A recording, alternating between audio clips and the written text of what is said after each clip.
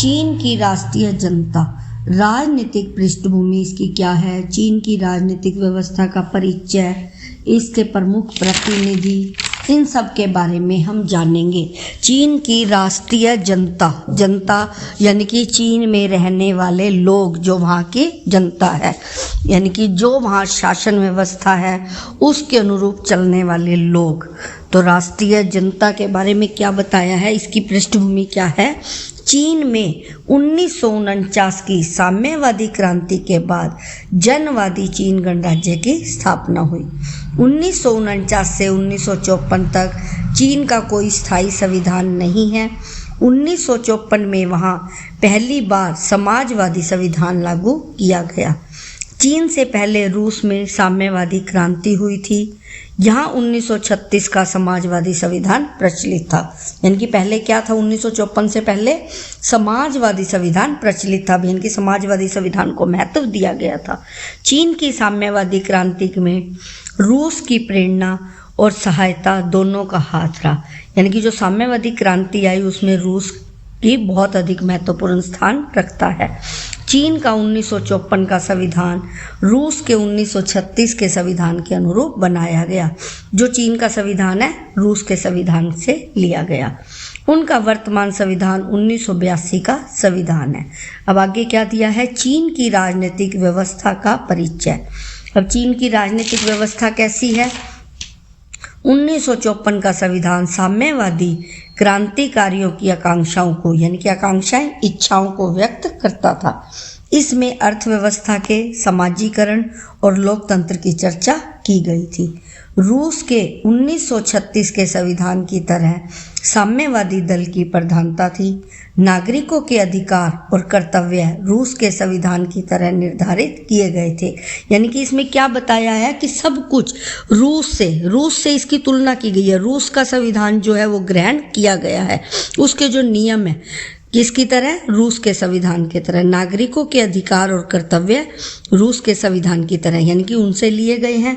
आगे है, इसे सांस्कृतिक क्रांति का नाम दिया गया है जो उथल पुथल हुई। इस क्रांति का नेतृत्व चीन के सर्वोच्च नेता माओ त्से तुंग ने किया। अब आगे क्या बताते हैं कि जब इस सांस्कृतिक क्रांति की उपलब्धियों को ध्यान में रखकर 1975 का नया संविधान लागू किया गया, यानी कि 1975 में नया संविधान बना। चीन की सर्वोच्च विधायी संस्था राष्ट्रीय जन कांग्रेस को कम्युनिस्ट पार्टी के नेतृत्व में कार्य करने का निर्देश दिया। फिर आगे क्या है, साम्यवादी साम्राज्यवाद की निंदा हुई। 1976 में माओ त्से तुंग की मृत्यु हो गई और चीन में सत्ता के लिए संघर्ष शुरू हो गया। इसमें क्या बताया है कि माओ त्से तुंग की मृत्यु के बाद 1976 में संघर्ष, यानी कि आपसी लड़ाई शुरू हो गई। इस संघर्ष में देंग जियाओपिंग के गुट को विजय प्राप्त हुई। देंग जियाओपिंग यानी कि गुट बन गए, तो उसमें ये देंग जियाओपिंग के गुट था, जो यानी कि दल था, उसने विजय प्राप्त की और 1978 के नए संविधान की नींव रखी।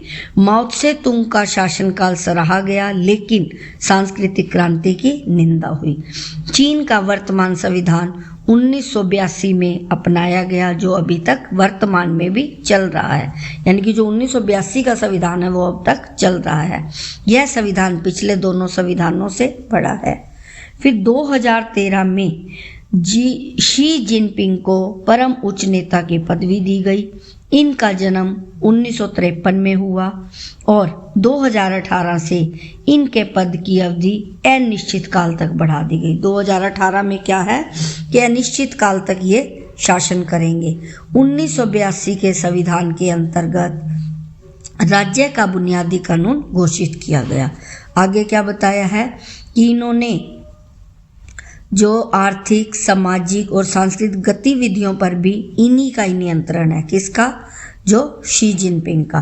आगे अब क्या है, राष्ट्रीय जनवादी कांग्रेस के प्रमुख प्रतिनिधि कौन कौन से होते हैं, स्वशासित क्षेत्रों के प्रतिनिधि, नगर पालिकाओं के प्रतिनिधि, प्रांतों के चुने हुए प्रतिनिधि, सशस्त्र सेनाओं के प्रतिनिधि और विशेष प्रशासनिक क्षेत्रों के प्रतिनिधि, जो मार्च 2004 के अनुच्छेद 59 में इसमें संशोधन किया गया है।